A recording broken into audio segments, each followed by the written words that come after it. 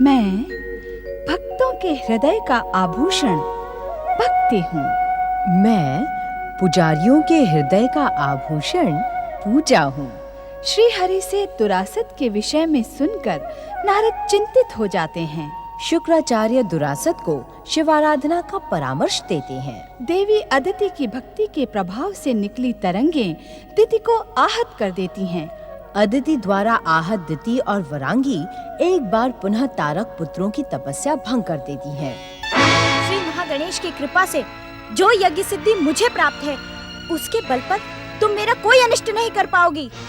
कलमुही, तेरा ये तो साहस! तारकासुर के वध के पश्चात मेरी दैत्य शक्तियां मुझसे दूर हो गई हैं। मैं चमत्कारों से वंचित हो गई हूँ। इसी कारण तू अपनी यज्ञ शक्तियों का भय मुझे दिखा रही है। किंतु याद रख, मेरी शारीरिक शक्तियां अब भी शेष हैं, समझी?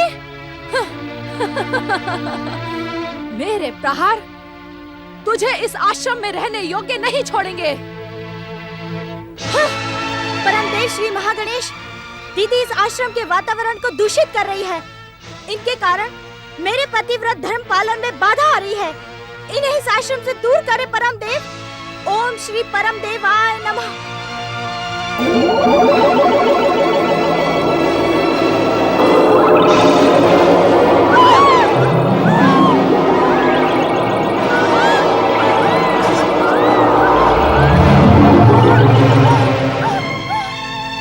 दुष्टा, कलमुही, अभागन, इस दुस्साहस का परिणाम तुझे भोगना ही होगा। मैं तुझे कदापि क्षमा नहीं करूंगी। उसने क्षमा योग्य कोई कार्य भी नहीं किया है माताश्री। उसे दंडित करना ही चाहिए। उसका साहस दिन प्रतिदिन बढ़ता ही जा रहा है। तारकासुर के पुत्रों की तपस्या समाप्त होते ही मैं इस दुष्टा को भयानक दंड दूंगी। नारायण नारायण, दैत्यों और असुरों के अभाव में कहीं आप दोनों तो स्वर्ग अभियान पर नहीं निकल पड़ी हैं दैत्य माताओं? क्या तुम हमारा अपमान करने के लिए यहाँ प्रकट हुए हो नारद? क्या तुम्हें उस दुष्ट अदिति अथवा उसके प्रेमी पाखंडी कश्यप ने सिखा पढ़ाकर हमें सताने के लिए भेजा है? नारायण नारायण, दैत्य माता, देवी अदिति और ऋषि कश्यप के दर्शन किए हुए तो एक लंबा समय बीत गया है। दैत्य माता, आप अपने पति को अपना शत्रु ना समझें। वे आपके शुभचिंतक हैं। शत्रु और शुभ चिंतक में भेद करना हमें आता है। नारायण नारायण, मैं तो यहाँ आपको दो शुभ समाचार सुनाने आया था। दैत्य माता, पहला समाचार तो ये कि आपके पौत्र तारकासुर के तीनों पुत्र ब्रह्मदेव से वरदान अवश्य प्राप्त करेंगे। नारायण नारायण, किंतु वे स्वर्ग पर आक्रमण नहीं करेंगे। तू तारक के पुत्रों का भाग्य विधाता नहीं है नारद, जो इस प्रकार भविष्यवाणी कर रहा है। तारक के पुत्र अपने पिता की हत्या का प्रतिशोध अवश्य लेंगे, अवश्य। नहीं नहीं दैत्य माता, नहीं। वे तीनों तो एक अलग सृष्टि का निर्माण करेंगे, क्योंकि वे देवराज इंद्र से कोई शत्रुता नहीं रखते हैं। मैं उन्हें इंद्र से शत्रुता के लिए प्रेरित करूंगी। नारायण नारायण, दैत्य माता, इसकी आवश्यकता ही नहीं पड़ेगी आपको, क्योंकि स्वर्ग पर आक्रमण करने की अभिलाषा लेकर एक अन्य असुर भस्मासुर का पुत्र दुरासत भगवान शिव की आराधना कर रहा है। और आप तो जानती ही हैं कि भगवान शिव कभी भी अपने भक्तों को निराश नहीं करते। नारायण नारायण।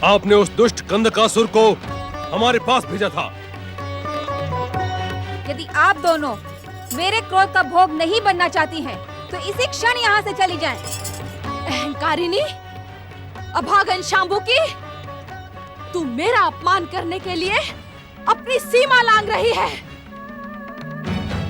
मुझे उत्तेजित ना कर, अन्यथा परिणाम तेरे हित में ना होगा।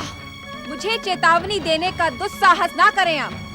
मेरे पुत्रों की तपस्या को भंग करने वाली आप दैत्य माता नहीं, दैत्य शत्रु हैं। इसी क्षण चली जाए यहाँ से। सावधान शांबुकी, मेरा क्रोध तेरे भविष्य को कलंकित कर देगा, कलंकित।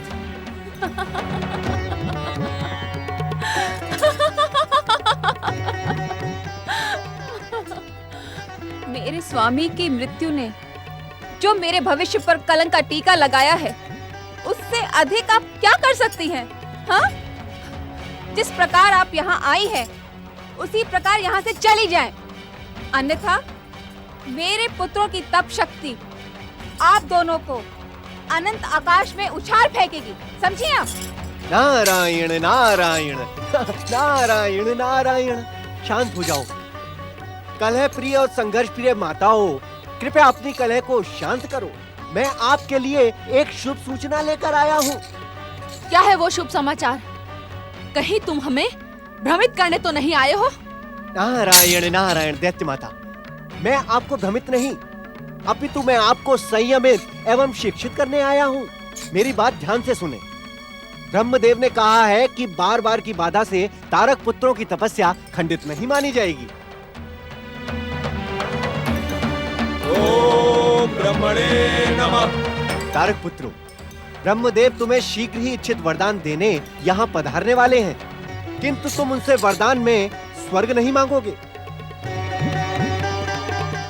क्यों?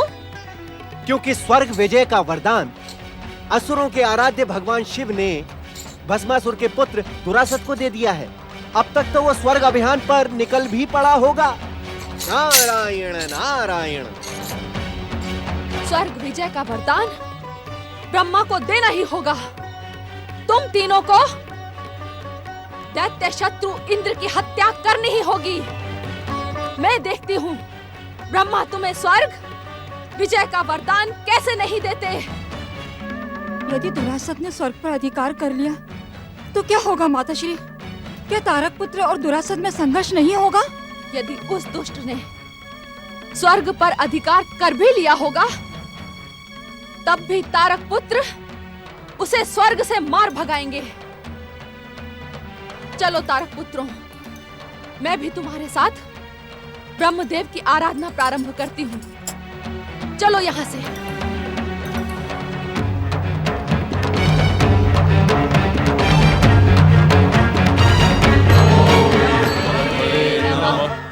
ओम ब्रह्मणे नमः। ओम ब्रह्मणे नमः। ओम ब्रह्मणे नमः। ओम ब्रह्मणे नमः। ओम ब्रह्मणे नमः। ओम ब्रह्मणे नमः। ओम ब्रह्मणे नमः। ओम ब्रह्मणे नमः। ओम ब्रह्मणे नमः। पुत्रों, खेल में संघर्ष और दिव्य शक्तियों का प्रयोग करके स्वयं को श्रेष्ठ सिद्ध करने की भावना उचित नहीं है। तुम दोनों चतुर हो, ज्ञानी हो, असंख्य भक्त तुम्हारी पूजा आराधना करते हैं। तुम्हें अपने बालपन की लीलाओं में भी गंभीरता दिखानी होगी। माता, हम बालक हैं। यदि हम बालकों के समान उद्दंडता नहीं करेंगे तो हमें बालक कौन कहेगा? बालकों का नटखटपन और उनकी उद्दंडता सभी को प्रिय होती है, किंतु उसकी भी एक सीमा होती है। यदि आपको हमारा बालपन प्रिय ना हो तो आप हमें अपने दिव्य शक्तियों से युवा बना दें, फिर हम बाल लीला करना छोड़ देंगे। नहीं माता नहीं, इन्हें सदा सदा के लिए आप बालक ही रहने दें। इनकी बाल लीलाओं के कारण कैलाश का वातावरण कितना मनोरंजक हो गया है। आपने सुना माता, नंदी महाराज तो हमें आजीवन ही बालक के रूप में देखना चाहते हैं। अब आप ही बताएं कि हमें क्या करना चाहिए। नंदी महाराज शिव गणों के अधिपति हैं। हमें इनकी इच्छा का सम्मान करना चाहिए।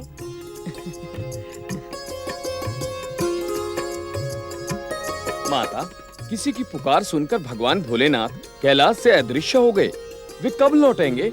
अब मैं क्या बताऊं नंदी महाराज, स्वामी प्रायः ऐसी लीलाएं करते रहते हैं। अब वो मुझे बताकर अदृश्य थोड़े ही होते हैं। जो हो गया उसकी चिंता ना करो माता, पिताश्री को बुलाने का उपाय करो। कैसा उपाय श्री गणेश? ओम नमः शिवाय का महामंत्र भगवान शिव को बुलाने का अचूक उपाय है। ओम नमः शिवाय, ओम नमः शिवाय, ओम